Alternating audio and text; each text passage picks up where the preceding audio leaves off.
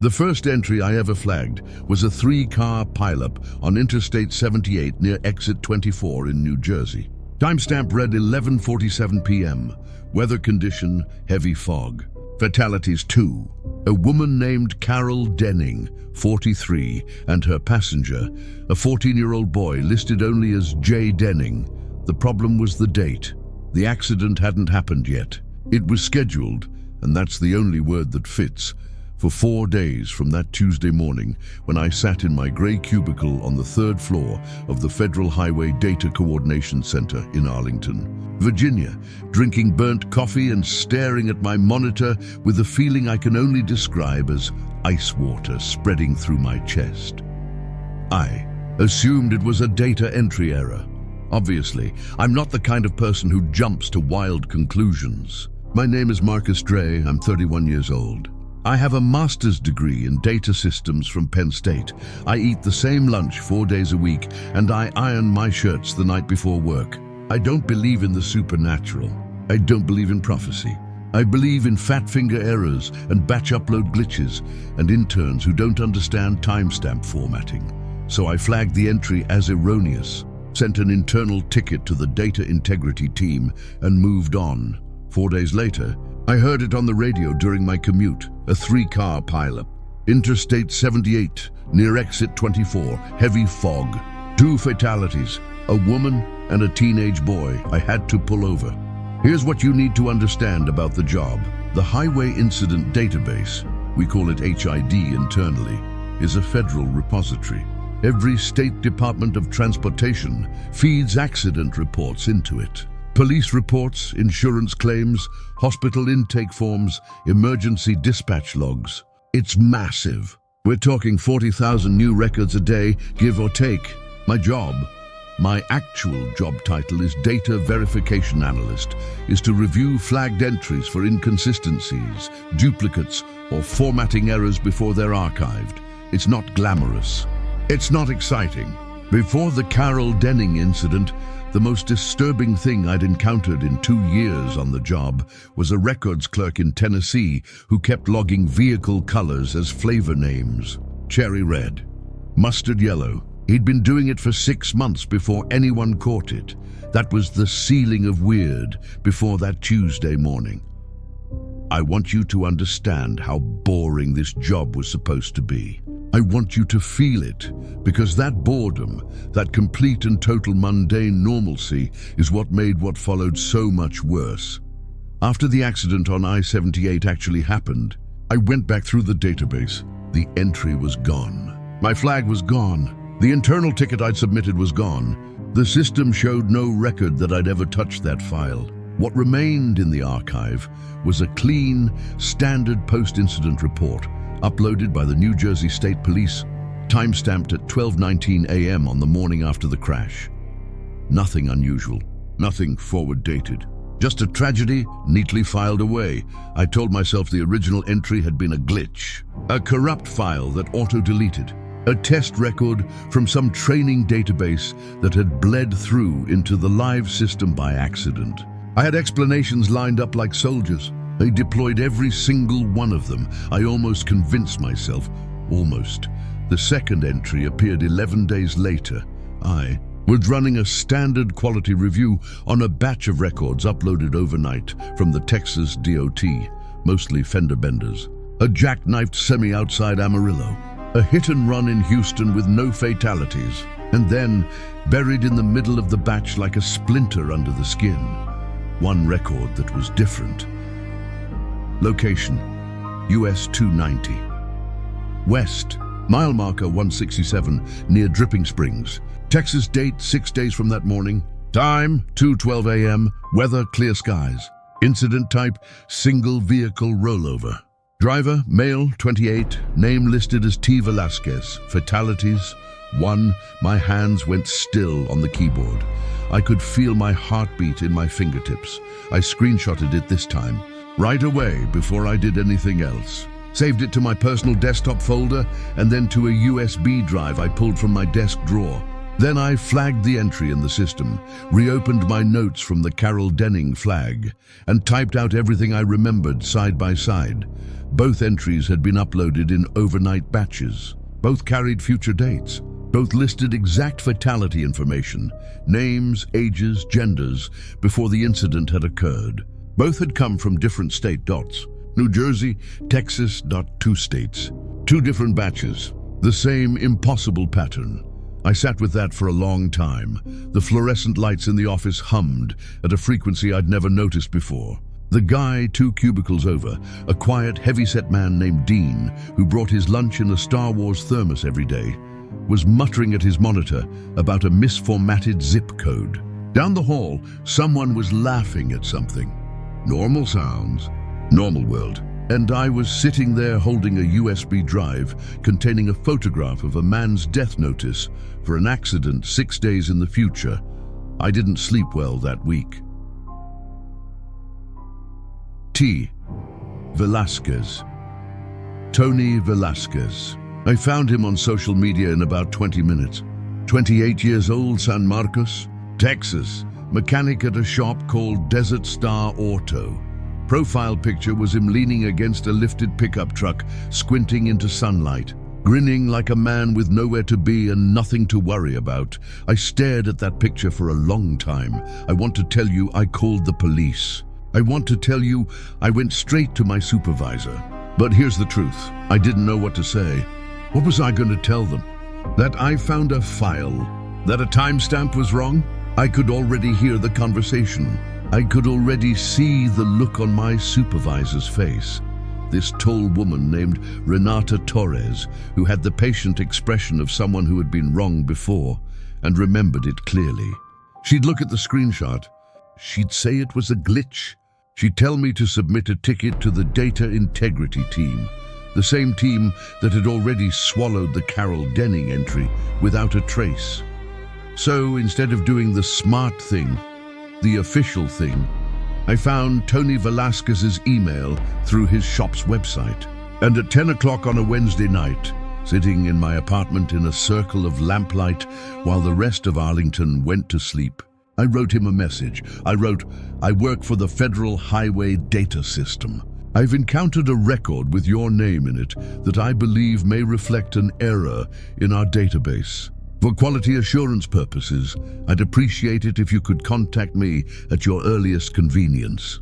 Please do not drive on US 290 West near mile marker 167 in the next 6 days." I know this sounds strange. I'm sorry, I read it back 3 times.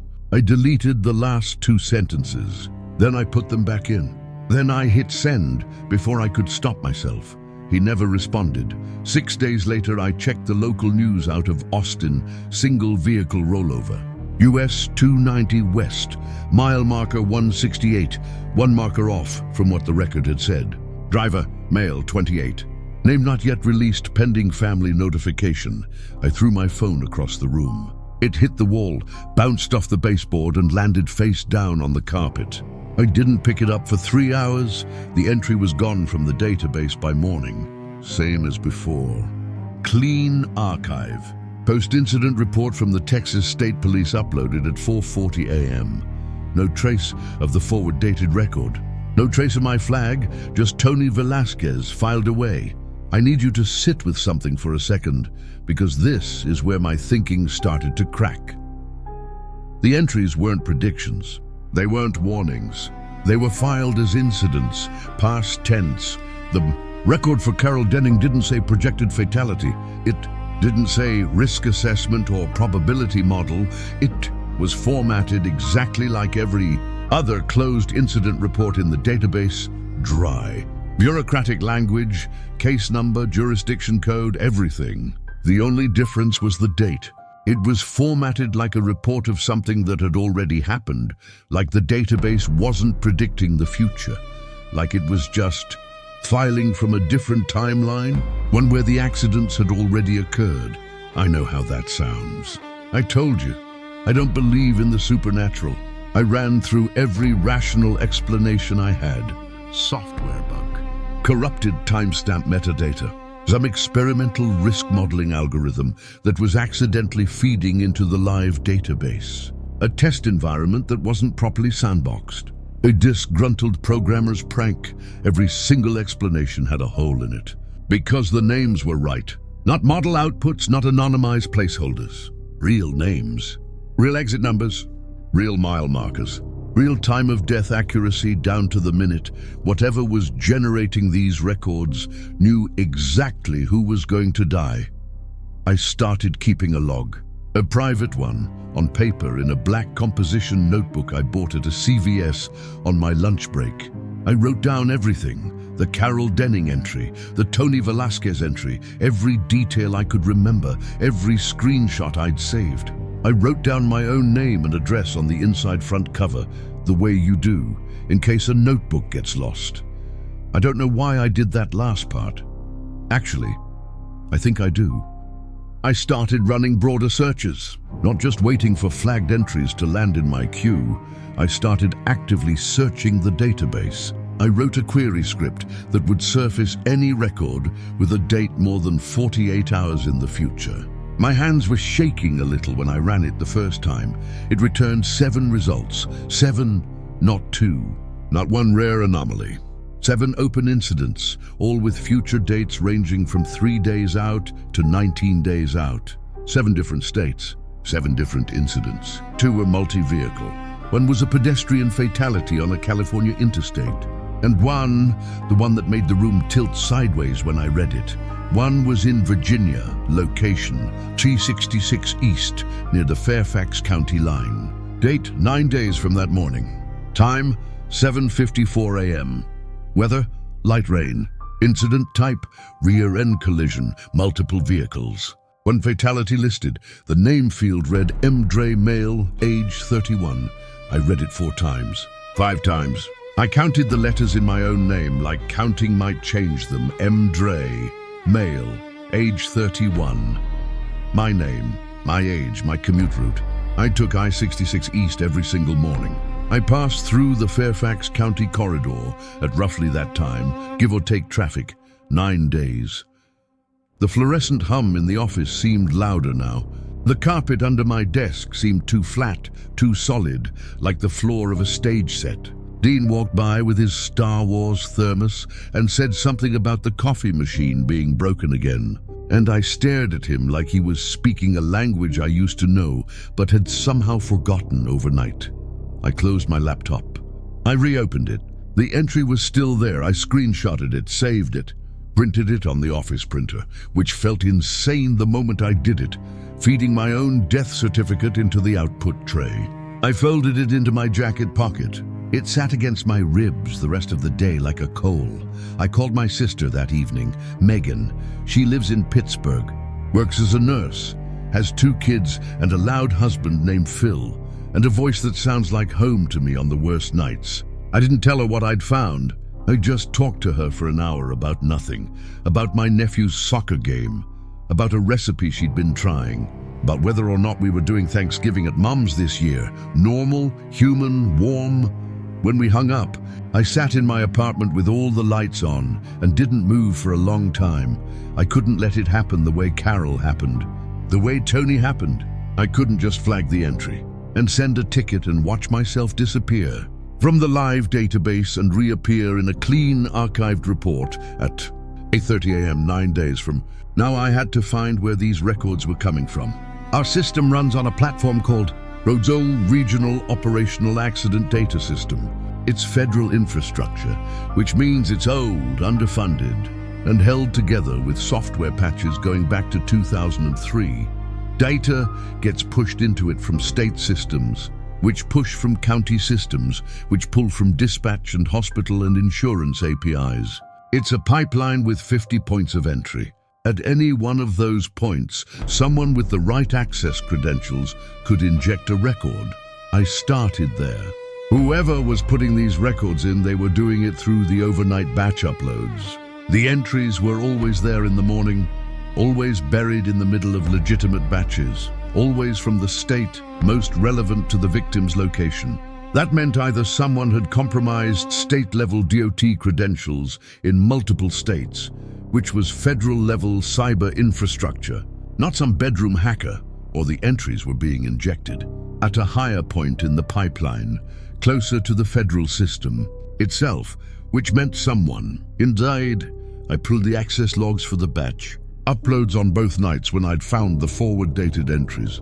This took me 3 days of careful, quiet work because I had to stay inside my legitimate job functions while doing it.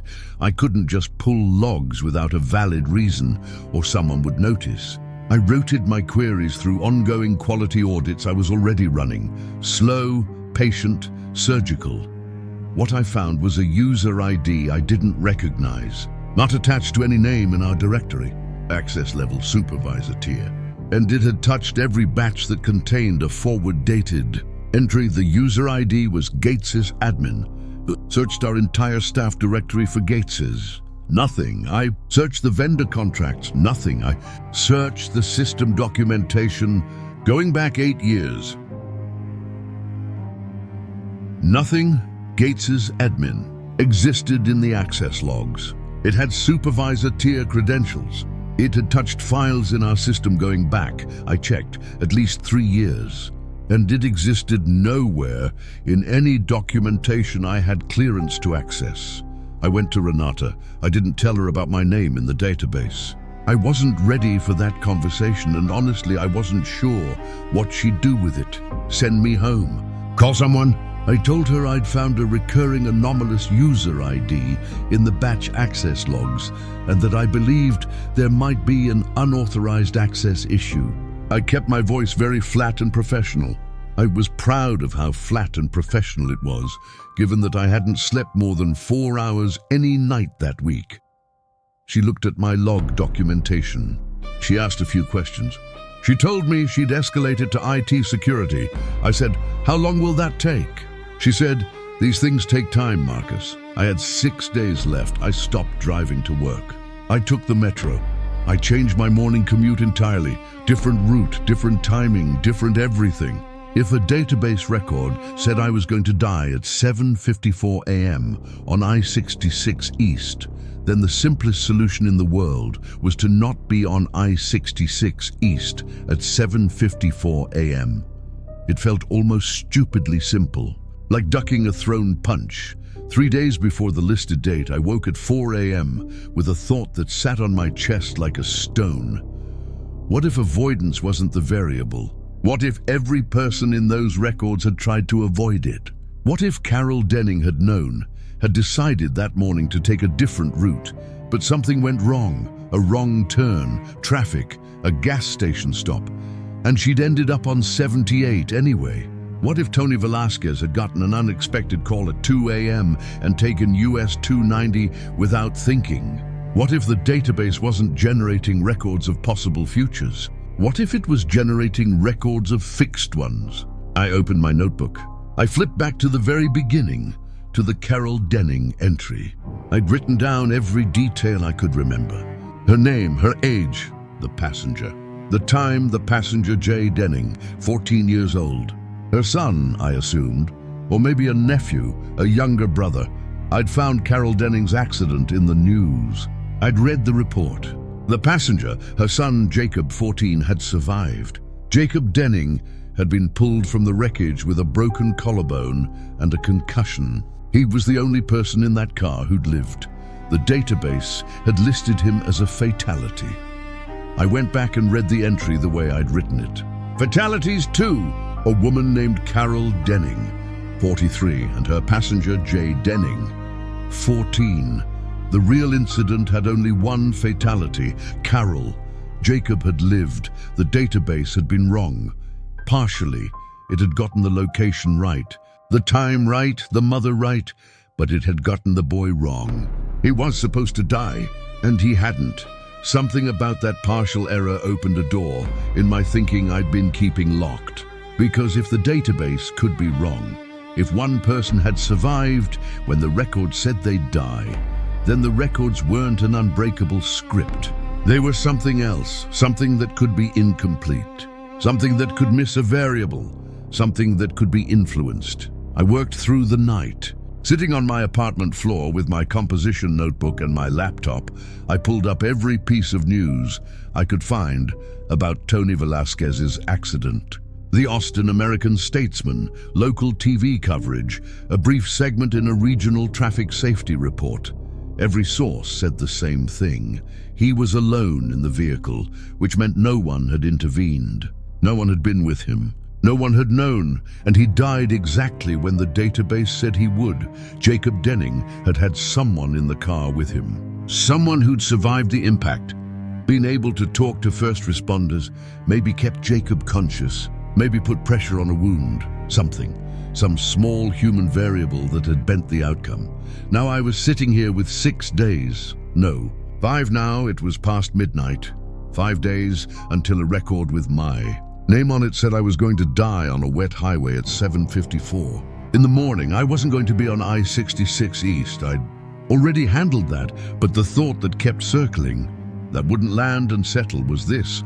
If I was wrong about the variable, if avoiding the highway wasn't enough, then the other pattern that appeared to save a life was a second person. A witness. A presence. I called Megan. Marcus, it's 2 in the morning. I know. I'm sorry. I need to ask you something, and I need you to not think I'm losing my mind. Silence on her end. The sound of her shifting in bed. The small creak of springs. Then, okay, I told her everything. Not edited. Not softened.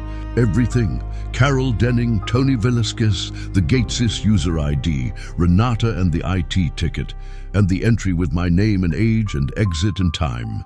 I heard her breathing change around the part where I told her my name was in the database. She didn't interrupt. Megan has always been good at listening. It's part of what makes her a good nurse. When I finished, she was quiet for a moment. Then, you should come here. Come to Pittsburgh. If I leave the state, I won't be on I-66. That's basically the same as Marcus. Her voice was low and deliberate. I don't care about the logic of it. I want you here where I can see you. I packed a bag that night. I took the train to Pittsburgh. 7 hours. I sat in a window seat and watched the dark countryside unspool past the glass.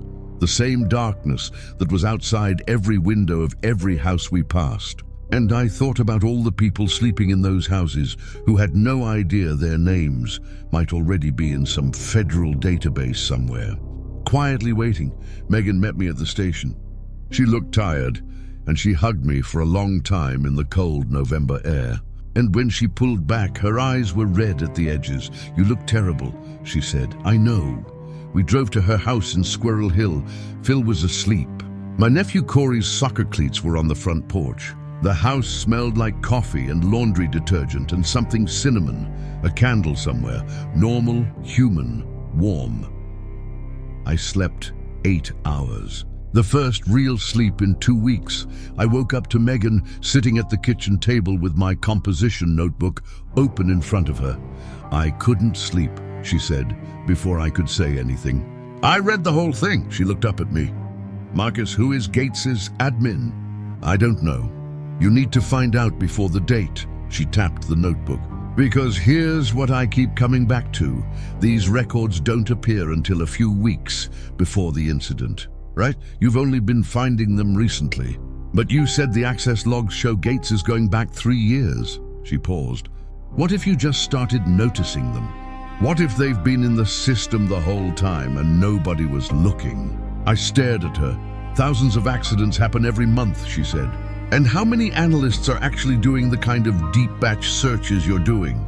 If everyone's just processing their queue and flagging obvious errors, nobody's running the kind of cross-search that would surface a future dated entry unless it landed in their specific queue. She was right. I knew she was right the moment she said it. In 2 years on the job, I'd never run a broad date anomaly query. Nobody had ever asked me to. It wasn't in the job protocols. The Carol Denning entry had only landed in my queue because it had hit a different flagging trigger, a missing jurisdiction code, and I'd noticed the date as a secondary anomaly, pure accident. So, how many are in there right now? Megan asked. I opened my laptop. Very quietly, I ran the query again. Same script. Future dates only, filtered by state, last 30 days, 43 results. Last week it had been 7, 43 records. 43 people with names and ages and mile markers and times of death, distributed across 21 states, spanning the next 30 days. I scrolled through them slowly. My own entry was still there. 5 days out, I-66 East Monsieur Dre, age 31, and it sat among 42 other records like it was just another row in a spreadsheet. I screenshotted all of them. I exported the data to a CSV file on my USB drive. Then I did something I probably should have done immediately. I composed an email to the Office of Inspector General for the Department of Transportation, attached every screenshot and the raw access logs showing the Gatesys user ID, and hit send. And then I did the thing I'd been too afraid to do from the beginning. I searched the database for the Gatesys user ID itself, not in the access logs, in the records, as a data point, and as a name field. There are places in federal databases where users leave metadata traces inside records themselves, approval fields, reviewer signatures, edit histories. It's usually just a user ID and a timestamp. Routine Gatesys admin appeared in the metadata of every single forward-dated entry, but it also appeared in one other place, an archived record from 14 months ago. The record was formatted like a standard incident report. Location, a research facility in Gaithersburg, Maryland. Incident type, workplace accident. 1 fatality. Name Raymond Cho, age 44, listed as a systems architect for a federal data contractor. I googled Raymond Cho. He died 14 months ago. Single vehicle accident on his commute. Not at work, on the highway. And in the incident report for his car accident filed by the Maryland State Police, the review field contained a single notation: Gatesys admin verified. Raymond Cho, systems architect, federal data contractor in Gaithersburg, Maryland. I searched his contracting company, Gateway Systems, LLC. Government infrastructure work, specialized in federal transportation data architecture. Clients listed on their site included the Department of Transportation, the Federal Highway Administration, and several state gateway systems. Gatesys Raymond Cho had built our database. I don't know exactly what Raymond Cho found when he was building roads. I don't know if he built Gatesys admin as a backdoor for himself, or if he discovered it the way I discovered the forward-dated entries, stumbling onto something that shouldn't have been there. I don't know if he tried to warn someone.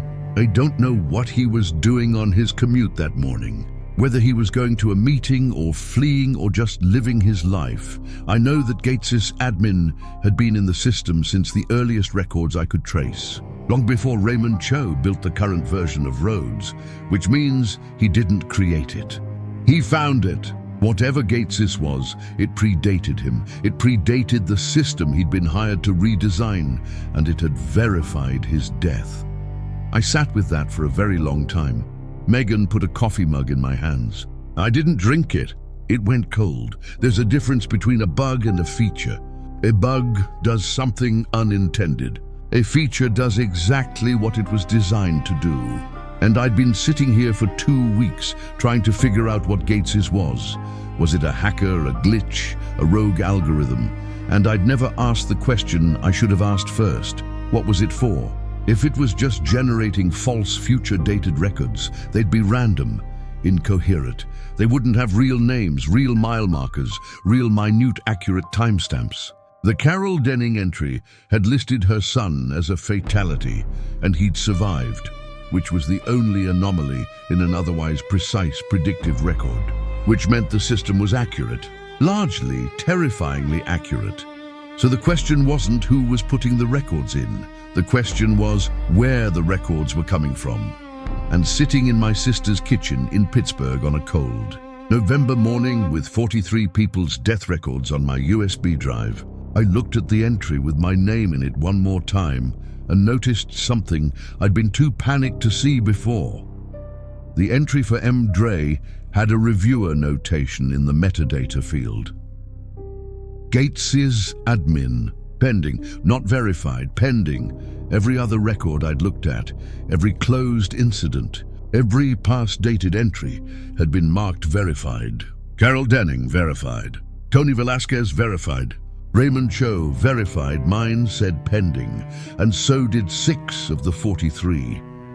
I cross-referenced the 6 pending entries against the verified ones and against the news reports I'd already pulled. Here's what I found. Every verified entry in the current batch corresponded to an accident that had already occurred.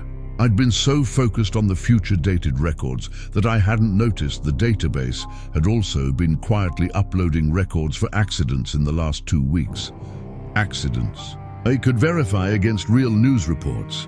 All verified by Gates's admin. All accurate. The 6 pending entries, including mine, were the only future-dated records marked pending rather than verified. I thought about Jacob Denning. 14 years old, broken collarbone concussion. Alive. His entry in the original batch, the one that had first hit my queue, had been marked pending before the accident occurred. I didn't have the metadata from that specific entry anymore. It had been wiped clean from the system. But what if pending meant something specific? What if verified meant the outcome was confirmed, and pending meant the outcome was still in flux? What if the 6 pending records were the ones that could still be changed? I called Megan into the kitchen.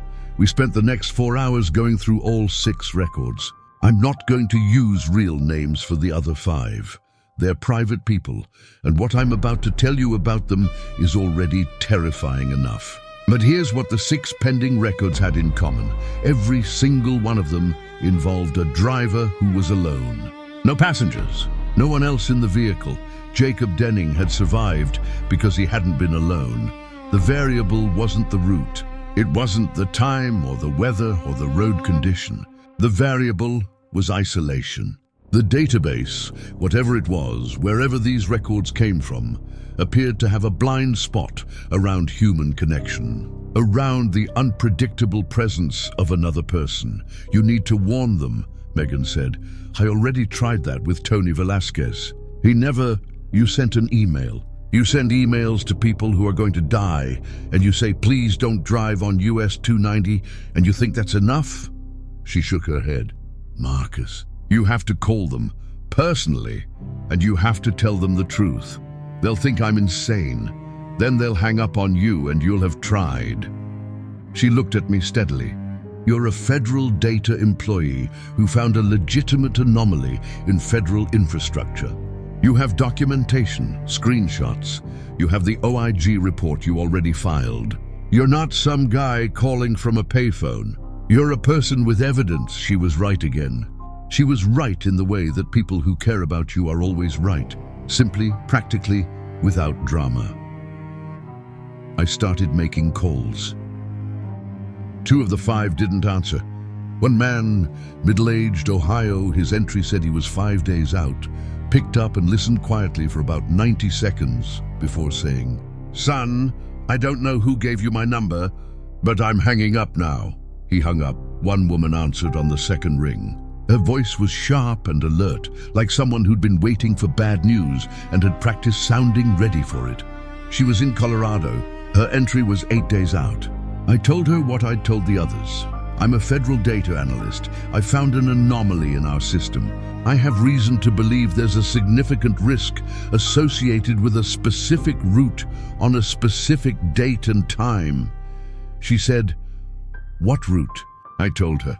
A long silence. Then, I take that road every Monday morning for work. My shift starts at 6. Don't take it alone, I said. I know that sounds strange. Have someone with you? Carpool, anything? She didn't hang up. She said, okay, just okay.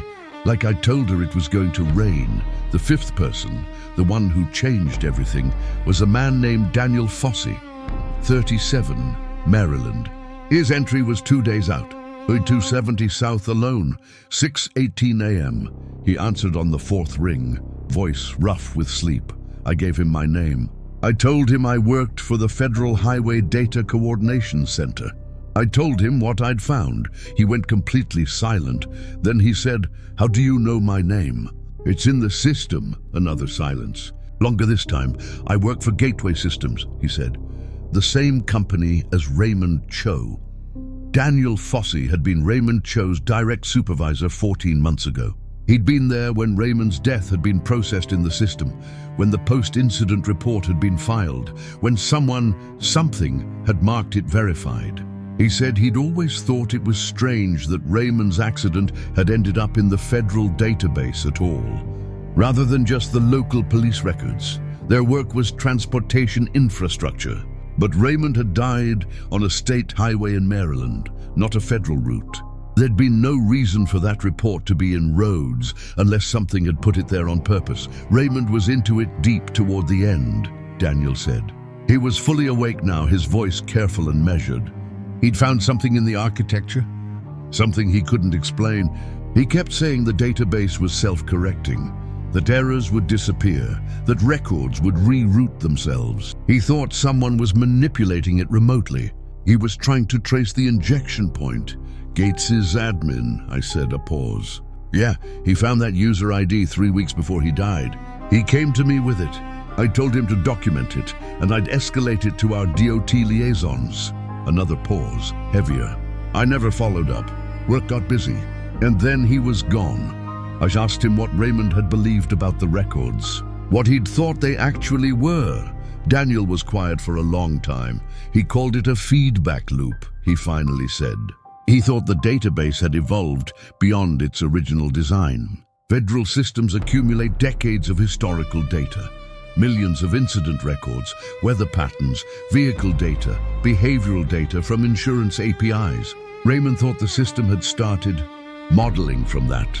Not intentionally, not with anyone's knowledge. Like the data had achieved a kind of pattern density, where it could extrapolate forward from the existing models with a high degree of accuracy. "That's not a prediction," I said. "That's a simulation." That's what Raymond said. Daniel's voice was flat. He called it a feedback loop because he thought the records themselves were influencing the outcomes. That when a record was uploaded, even a future dated record, it entered the ecosystem. It got pulled into training data for the model, and the model used it. "The records don't just predict the accidents," I said slowly. They help cause them," Daniel finished. Raymond thought the model had been doing it for years without anyone realizing. Small influences, routing algorithm updates, timing recommendations fed into GPS systems through DOT data agreements, traffic signal pattern changes, infinitesimal adjustments, but across millions of vehicles, over millions of commutes. "Statistically convergent," I whispered, "enough to make the predictions look accurate." Long, terrible pause. And then I understood the pending entries. Pending meant the records hadn't been fed back into the modeling cycle yet. Verified meant they had. The moment a record moved from pending to verified, it entered the feedback system. It influenced the routing data, the algorithm updates, the infinitesimal convergences that nudged a driver toward a specific stretch of road at a specific time in specific conditions. The system wasn't predicting deaths, it was scheduling them, and once a record was marked verified, the cascade had already begun. The GPS nudges, the signal timing, the route recommendations, they were already in motion, pushing a person invisibly toward the mile marker and the minute written in their record. But pending records hadn't been fed back in yet. Mine was pending. "Daniel," I said, "your record is pending. That's why I'm calling you." The silence that followed was the kind that fills a room. "We have to get into the system," he said. "We have to delete the pending records before they're verified. I've tried deleting records. They come back. Not delete them from the interface. I mean from the source, the model's core training database." Raymond found the access point, but he never got to use it. A pause. "He sent it to me right before he died. I thought he was losing it. I'd never opened it." "Open it," I said. Daniel drove to his office. I stayed on the phone with him the entire 2 hours it took him to get there. Get through security, get to his workstation, and find Raymond Cho's last email in a folder he'd archived under a mundane subject line, System Architecture Notes V4. In that email, Raymond had mapped the back-end structure of roads all the way down to the training model's data repository. He'd found a maintenance access point, a legacy port left open from the original 2003 build, never updated, never monitored. A door that had been left unlocked for 20 years because nobody knew it was there. "I'm in," Daniel said. I could hear the hum of his office through the phone. Fluorescent lights, probably. Same frequency as mine in Arlington. The pending records. "Can you see them?" "Yeah, I see them." A pause. "Marcus, there are more than 6 now." My stomach dropped. How many? 19. "The batch must have updated overnight." Another pause, longer. "Yours is still here. Delete them. All of them." "I'm trying. The interface it's pushing back." His voice tightened. "It's like the system doesn't want them removed. Every time I select a record for deletion, a verification flag auto-generates. Like it's trying to verify them before I can delete them. Work faster than the flag." "I'm trying, Marcus." I could hear him typing, past irregular bursts. The sound of someone fighting a system that was fighting back. I paced my sister's kitchen. Megan stood in the doorway watching me. Outside, through the kitchen window, the Pittsburgh sky was the color of old pewter, heavy with cloud, the kind of sky that feels like something pressing down. "Got one," Daniel said. "Got 2. 3. It re-verified 3. I'm deleting again." A sharp exhale. "It keeps verifying as fast as I delete." His voice went strange. "Marcus, Gates's admin just logged in. On the same system you're on. Same terminal." I don't understand." "This terminal is physically disconnected from a sound. Not words, more like breath suddenly stopped." "Daniel." "Nothing, Daniel." The phone went to a soft static. The kind you get when a call doesn't drop cleanly, when one end just goes silent. I stood in the kitchen for a full minute, saying his name. Megan came to me and put her hand on my arm. I let her. Then I opened my laptop. I ran the query one more time. The pending entries were all gone, every single one of them. 19 records, my name included, removed from the pending list. I felt something release in my chest. A pressure I'd been carrying for 2 weeks, unwinding. Gone. My entry was gone. Daniel had done it. He'd been faster than the verification flag. For 1 full minute, I let myself believe it was over. Then I checked the access log. Gates's admin had logged in at 6:47 a.m., 12 minutes before Daniel had reached the training repository. 12 minutes before he'd started deleting records. Gates's admin had logged out at 6:48, 1 minute. In 1 minute, Gates's admin had verified 41 records, all the records that had been in the pending queue when Daniel arrived, plus newly uploaded ones I hadn't seen yet. Daniel hadn't. Deleted the pending records. The pending records had already been verified.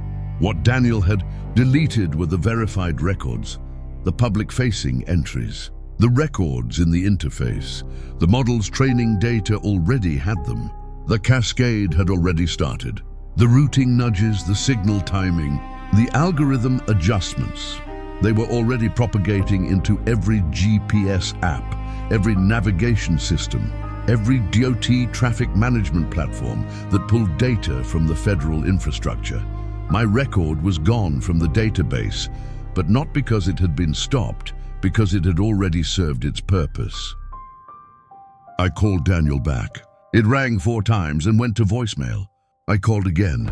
Voicemail. I texted. Nothing. I called his company's main line. The receptionist said Daniel Fossey had not yet arrived at the office. She said it so matter-of-factly, like it was just a normal thing to say. I opened the HID interface one more time, out of habit, out of some compulsion I can't fully explain. I searched for Daniel Fossey. There was a new record. Post-incident report uploaded at 7:02 a.m. by the Maryland State Police. Single vehicle, I-270 South. Mile marker 38, 6:58 a.m. driver, Daniel Foss, age 37. Fatality 1, reviewed and archived. Status, verified. I closed the laptop. Here's what I know. I know Daniel Fossey is dead. I know that my name was in the database and is no longer. I know that the pending records included both of us and that both are now gone. I know that Gates's admin verified my record 18 minutes before my commute window on the day of my listed incident, and that I was in Pittsburgh, not on I-66, nowhere near the Fairfax County line. And I know that this morning, 11 days after I left Arlington, I got a call from Renata Torres. She said my desk had been cleaned out.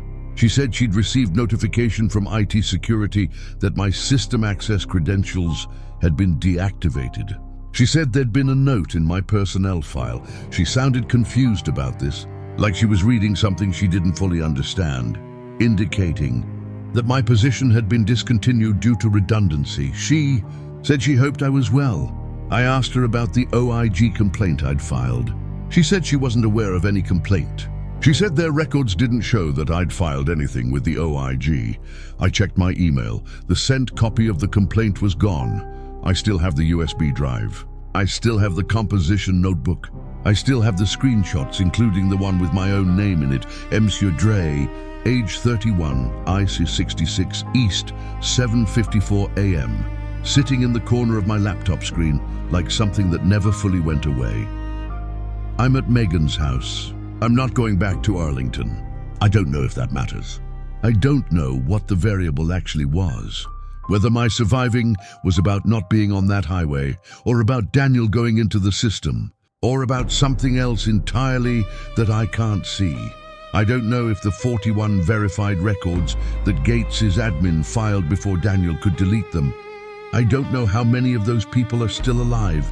I've been checking traffic reports. I've been checking local news in 21 states. I'm going to keep checking, and I've been thinking about something Megan said last night. When I told her everything I'd figured out about the pending records and the feedback loop and Gates's, she said, "Marcus, you found the Carol Denning entry because it hit your queue by accident. You started looking deeper because of that. You figured out the pattern. You warned Daniel. And even though Daniel died, you survived, even though your record was verified, which means the model miscalculated. It scheduled your death and you didn't die." She paused. "Which means the model doesn't know about you." I didn't answer her, but I've been thinking about it ever since. About what it means to be a variable the system hasn't accounted for. About whether that's protection or something worse. Whether not being in the model's calculations means I'm invisible to it, or whether it means I'm the one thing it's still trying to. And this morning I checked my query one more time. There's a new batch of pending records .114, and in the last record, in the batch, the one uploaded most recently, time-stamped 40 minutes ago, the name field doesn't have a name in it. The age field is blank. The location field reads current location, and the status field reads pending.